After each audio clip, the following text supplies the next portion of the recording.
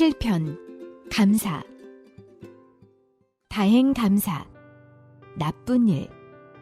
살다 보면 좋은 일도 있지만 나쁜 일도 겪게 마련입니다.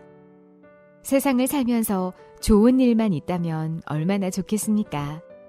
세상은 언제나 좋고 나쁜 일로 돌아갑니다. 그런데 나쁜 일을 만났을 때 그것을 바라보는 태도가 참 중요합니다. 다행이다 라고 생각하라는 것입니다.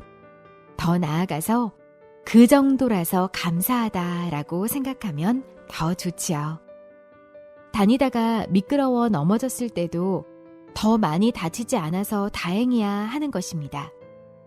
감기에 걸려 집안에 있을 때도 죽을 병이 아니라서 다행이야 라고 생각하는 것입니다. 살짝 교통사고가 났을 때도 이만하기 다행이야 라고 생각하는 것입니다. 어떤 나쁜 일이라도 그것을 어떤 시각으로 바라보느냐 하는 것은 매우 중요합니다. 다행이야 라고 생각하고 그로 인해서 감사하기 바랍니다. 그러면 그 일도 빨리 잊을 수 있고 더 좋은 일이 옵니다. 감사하는 사람에게는 반드시 좋은 일이 옵니다. 그게 감사의 힘이지 않습니까? 혹시 주변에서 나를 욕하는 사람이 있나요? 나를 못살게 구는 사람이 있나요? 나를 힘들게 하는 사람이 있나요? 그러면 그 사람을 향한 딱 하나의 복수 방법이 있습니다. 뭐냐고요? 그 사람을 위해 축복하는 겁니다. 이게 무슨 말이냐고요? 그렇습니다. 말도 안 되죠. 그런데 말이 됩니다. 나를 힘들게 하는 사람을 향해 내가 욕을 하고 저주를 한다면 어떻게 됩니까? 그 사람은 어떤 영향도 받지 않습니다. 내가 품고 있는 마음이나 내뱉는 말은 고스란히 내게로 돌아오는 겁니다. 절대로 그 사람에게 가지 않습니다. 그러니 무조건 축복해 주세요. 성경에 원수를 사랑하라고 했지 않습니까? 다 일리가 있는 말입니다. 내가 독을 품으면 언젠가 나도 모르게 나는 독사가 되어버립니다. 내 얼굴도 아주 사납게 변해버립니다. 그러니 마음을 잘 가져야 합니다. 나쁜 일이 생기더라도 그것을 좋게 받아들이면 좋습니다. 그것만 해도 다행이야 라고 생각하세요. 복 받습니다. 남아프리카 공화국의 대통령이자 노벨 평화상을 받았던 유명한 넬슨 만델라를 잘 아시죠? 그는 무려 27년간이나 옥살이를 했습니다. 그런데 처음에는 그를 괴롭혔던 간수들이 그렇게 미웠다고 합니다. 그런데 어느 날 생각을 바꾸었다고 합니다. 미워하면 나만 손해야. 비록 몸은 어쩔 수 없지만 마음만큼은 빼앗길 수 없어. 그때부터 오히려 그들을 축복하고 그들에게 감사했다고 합니다. 그리고 훗날 그가 대통령이 되었을 때 취임식장에 그 간수들을 초청까지 했다고 하니 대단하지 않습니까? 여러분, 사랑의 원자탄으로 불리는 손양원 목사님을 아시나요? 1948년 여순 사건 때 자기의 두 아들을 좌익 청년의 총에 잃었습니다. 그런데 그는 아들을 죽인 그 청년을 오히려 용서하고 양자까지 삼았습니다. 장례식장에서 그가 남긴 답사는 우리의 마음을 깊이 울립니다. 그는 원망 대신에 오히려 10가지의 감사를 했습니다. 나 같은 죄인의 혈통에서 순교의 자식들을 나오게 하였으니 하나님께 감사합니다.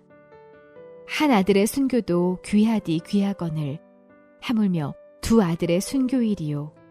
하나님 감사합니다. 놀라운 감사가 아닐 수 없습니다. 아무리 나쁜 일이 있어도 마음마저 빼앗겨서는 안 됩니다. 그래서 성경에 보면 무릇 지킬 만한 것보다 더욱 내 마음을 지키라. 생명의 근원이 이에서 남이니라는 말이 있습니다. 마음을 지키는 것이 가장 중요합니다. 나쁜 일을 당할 때도 오히려 감사하고 마음을 지킬 수 있는 우리가 되면 참 좋겠습니다. 무조건 감사. 모든 일. 좋은 일이든 나쁜 일이든 무조건 감사할 수 있다면 당신은 성공 인생을 살 수밖에 없습니다. 사람들은 좋은 일이 있을 때만 감사하는 경향이 있지요. 좋은 일일 때 감사는 누구나 할 수 있습니다. 그런데 좋은 일이든 나쁜 일이든 무조건 감사하는 일은 아무나 할 수 없습니다. 그런데 여러분이 해보십시오. 정말 복을 받습니다. 성공 인생을 살 수 있습니다. 시낭송가 박건희 씨가 있습니다. 그의 감사 생활은 본받을 만하지요.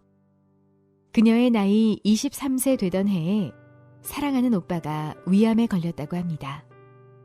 먹고 싶은 음식도 제대로 먹지 못하고 토해내는 오빠의 모습은 그녀에게 감사를 배우게 했다고 합니다.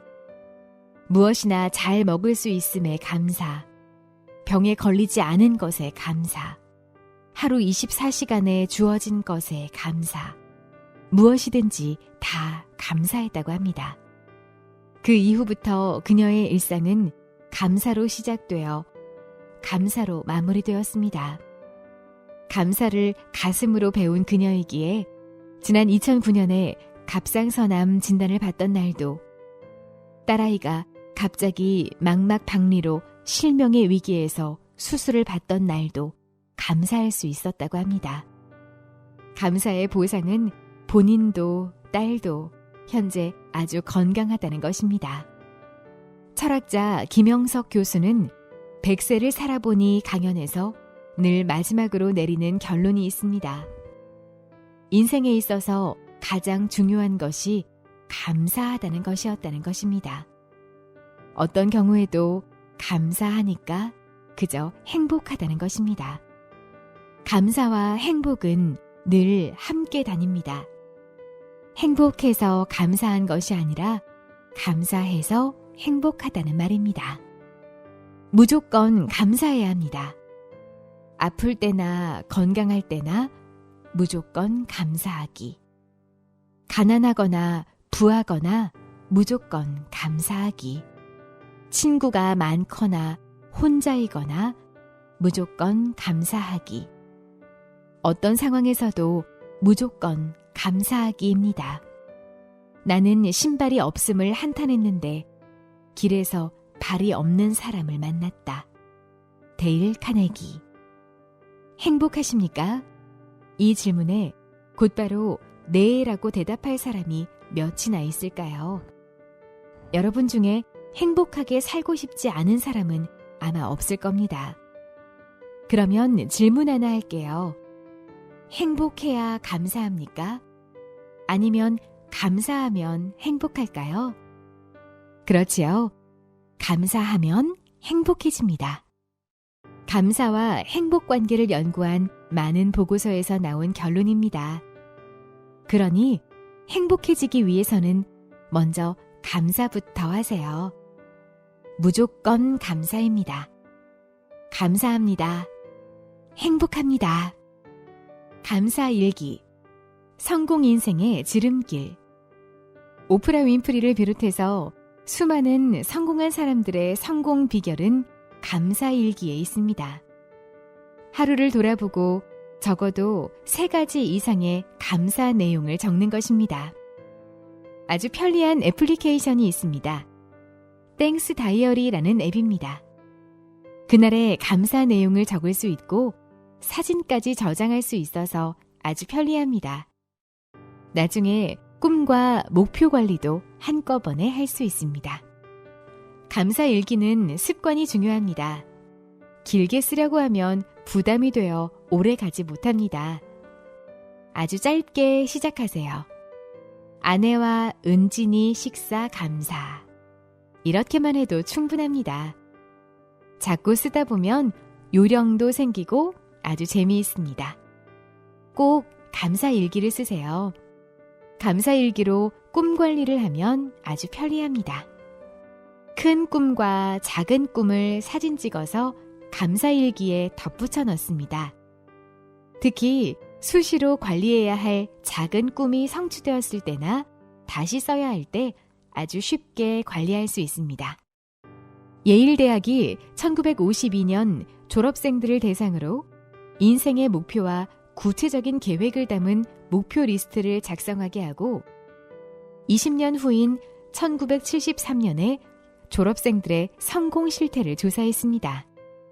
그 결과 인생의 목표를 자세하게 기록한 3%의 학생들의 재산 총액이 그렇지 못한 나머지 97% 학생들의 재산 총액보다 많았다는 사실을 발견했습니다. 그 중에 빈곤층 27%는 목표가 없는 사람들이었습니다. 1979년에 하버드대학 경영대학원에서도 이와 비슷한 실험을 했습니다.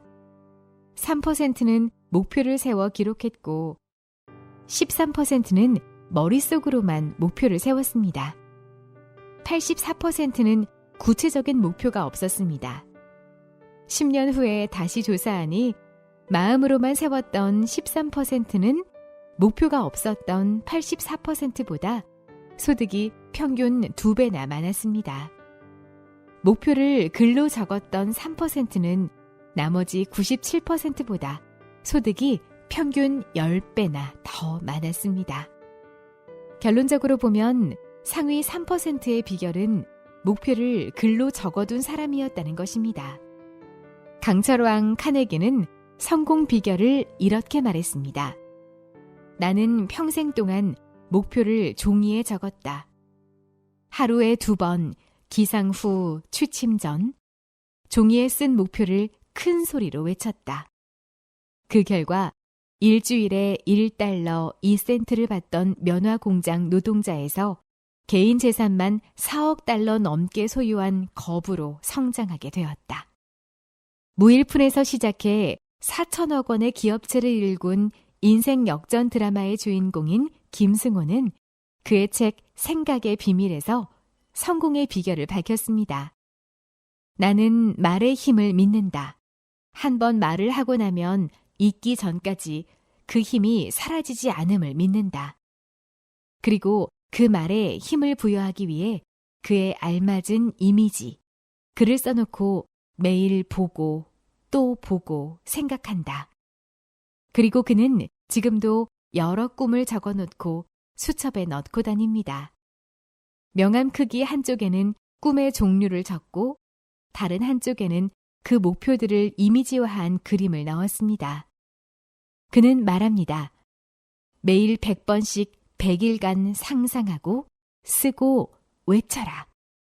2003년 2월 USA 투데이에 따르면 꿈을 글로 적는 사람들은 그렇지 않은 사람과 비교해서 무려 1100%나 높은 확률로 꿈이 이루어졌다고 합니다.